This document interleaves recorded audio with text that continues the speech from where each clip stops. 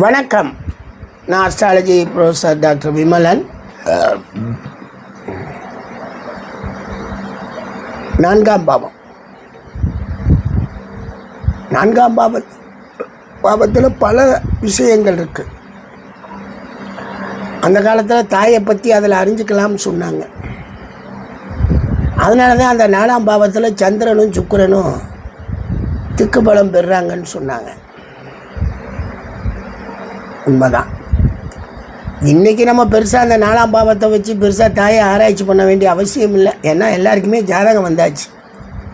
தாயாரை பற்றி தாயார் ஜாதகத்தில் எல்லா விவரமும் அழகாக பேசலாம். இதை வச்சு அனுமானிக்கிறத காட்டில் அதை வச்சு சூப்பராக பேசிட்டு போயிடலாம். அப்படி இருக்கிறப்ப இந்த 4ஆம் அதிபதி சில இடங்களில் முக்கியமான யோகங்களை கொடுக்குறான். சில இடங்களில் முக்கியமான ஆட்டு சம்மந்தப்பட்ட நோய்களை கொடுப்பான். கெட்டுப்போனால் ஆட்டு சம்மந்தப்பட்ட நோய்களை அட்டாக் பண்ணும். அது அந்த தசா புத்தி வரும்போது நல்லா இருந்தால் நல்ல பலன்களை தருது. செவ்வாய் 4ஆம் அதிபதியாகி உச்ச குருவால் பார்க்கப்பட்டால் அவர் பராக்கிரமம் உடையவருங்கிறான். பாருங்க, நான் செவ்வாய்னா வீரம், அவர் 4ஆம் அதிபதியாக ஆகி எங்கேயோ இருக்கட்டும், உச்ச குருவால் பார்த்தாலே அவர் பராக்கிரமம் உடையவருங்கிறார். அந்த உச்ச குருவை கொண்டு வந்து கொடுக்குறாங்க, பார்வை பலனை கொடுக்குறாங்க. பட் இதெல்லாம் வந்து எப்படின்னு கேட்டிங்கன்னா 6, 8, 12 கெடாமல் போகணும். அங்கே போய் கெட்டு போனால் இந்த கோல் 4ஆம் அதிபதிக்கு வரக்கூடிய அந்த தொந்தரவு, துயரங்கள், பிரச்சனைகள் எல்லாமே வந்துடும். அப்புறம் குரு பார்த்தான்னா யார் பார்த்தான்னா அவர் அப்படித்தான். பார்வையில் நல்ல இடத்துல இருந்து குருவால் பார்க்கப்பட்டுட்டால் அவர் பராக்கிரமம் உடைந்தவர், மல்யுத்த வீரர், மகா பெரிய சாதனைகளை செய்யக்கூடிய மனிதனாக மாறுகிறார். அதே மாதிரி 4ஆம் அதிபதி புதனுடன் இணைந்து கேந்திரத்தில் இருந்தால் மிக மிக அன்பானவருங்கிறாங்க. நல்லா கவனிக்கணும். அன்புக்கும் புதனுக்கும் சம்மந்தமே கிடையாது. புதன் அன்பானவனாக இருந்தால் இந்த உலகத்தில் வியாபாரமே நடக்காது. அன்பை கொண்டு போய் நம்ம யார்கிட்ட கொடுப்போம்னா நம்மால் சந்திரன்கிட்ட தான் விடுவோம். இருந்தாலும் அந்த அன்பை தரக்கூடிய அடிப்படையில் அந்த புதனுடைய இணைவு 2 பேரும் கேந்திரத்தில் இருந்தாலுங்கிறப்ப கொஞ்சம் யோசிக்கிறோம். 4ஆம் அதிபதியும் அன்பு சந்திரன்னா 4ஆம் பாவத்துக்கு அங்கே போய் நிற்கிற அந்த காரகமும் இந்த சந்திரன் தானே. எனவே அன்பை தருவதற்கு 4ஆம் அதிபதி யாராக இருந்தாலும் அவருடைய குண விசேஷத்தின் அடிப்படையில் புதன் இணைவதால் மறுக்காமல் அன்பை பொழியக்கூடிய தன்மையை அவர்கள் இருவரும் இணைந்து கேந்திரத்தில் இருப்பதால் செயல்படுது.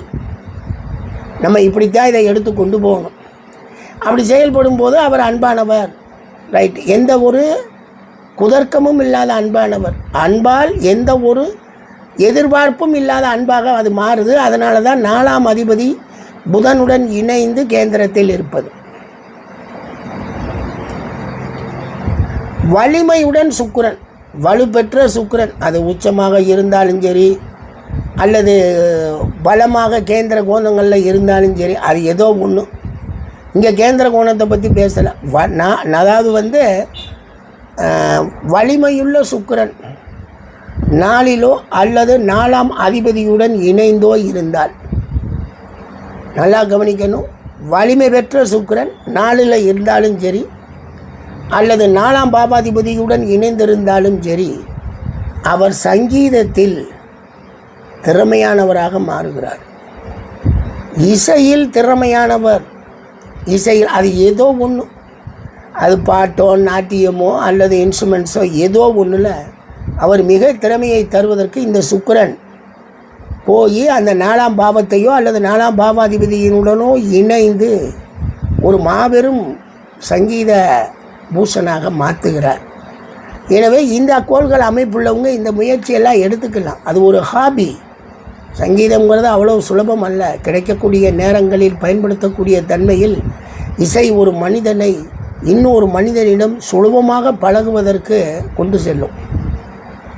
அதே மாதிரி 4ஆம் அதிபதியும் 5ஆம் அதிபதியும் இணைந்து கடகத்தில் இருந்தால், நல்லா கவனிங்க, 4ஆம் அதிபதி யாரோ 5ஆம் அதிபதி யாரோ எந்த லக்னமோ, இந்த லக்ன 4 கூடியவரும் 5 கூடியவரும் இணைந்து கடகத்தில் சந்திரனுடைய ராசியில் இருந்தாலே குழந்தைகள் மேல் அதிகமாக அன்புடையவர்களாக மாறுகிறார்கள். போது பார்த்தீங்களா, அதிக அன்புக்கு சந்திரனை கொண்டு போகுது. சந்திரன் இல்லாமல் அதிக அன்பு இல்லை, அதைத்தான் கொண்டு போகிறாங்க. 4ஆம் அதிபதியும் 5ஆம் அதிபதியும் இணைந்து கடகராசியில் இருக்க பெற்றவர் அதிக அன்புடையவராக இருக்கிறார் குழந்தைகள் மேல். அதே மாதிரி 4ஆம் அதிபதியும் 5ஆம் அதிபதியும் தங்களுக்குள் இணைந்தோ அல்லது பார்வை பெற்றோ அல்லது ஒருவருக்கு ஒருவர் மாறி இருக்கப்பட்டோ இருந்தாலும் அவர்கள் சரியாக நிர்வாகம் செய்யக்கூடிய திறனை பெறுகிறார்கள். சரியான நிர்வாகி, அவர் நல்ல சிஇஓங்க, எக்ஸிக்யூட்டிவ் ஆஃபீஸர், சூப்பர் எக்ஸிக்யூட்டிவ் ஆஃபீஸருங்க கொண்டு போகிறாங்க. அதே மாதிரி 4ஆம் அதிபதியும் 9ஆம் அதிபதியும் இணைந்து அல்லது பார்வை பெற்று அல்லது தங்களுக்குள் எக்ஸ்சேஞ்சாக இருக்கக்கூடியவர்கள் அவருக்கு வெளிநாட்டில் படிக்கக்கூடிய, வெளியூரில் படிக்கக்கூடிய, உயர்கல்வியை கற்றுக்கொள்ளக்கூடிய ஒரு எஜுகேஷனல் சப்போர்ட்டை இந்த 4ஆம் அதிபதி 9ஆம் அதிபதியுடன் இணையும் போது தர்றான். இதெல்லாம் என்ன அப்படின்னு கேட்டிங்கன்னா, ஒரு குறிப்பிட்ட நல்ல நிலை. இது மாதிரி 100 கணக்கில் இருக்குது. ஆனாலும் பொதுவாக எதுவுமே கெடாத அடிப்படையில் இருக்கக்கூடிய பொது நன்மைகளை நான் சொல்லியிருக்கேன். நீங்கள் இதில் இருந்து எவ்வளோ வேணாலும் பிரித்து எடுத்துக்கலாம். அல்லது உங்களால் முடியலைன்னா அந்த கேள்விகளாக கேட்டு எங்கிட்ட பதிலாகவும் நீங்கள் வாங்கிக்கலாம். நன்றிங்க, நன்றிங்க. 4 பேருக்கு சொல்லுங்கள், நல்லது சொல்கிறோம். இதெல்லாம் ஷேர் பண்ணி விடுங்க. எங்கே ஷேர் பண்ணுறீங்க? ஒன்றும் பண்ணலை. தேங்க்யூங்க.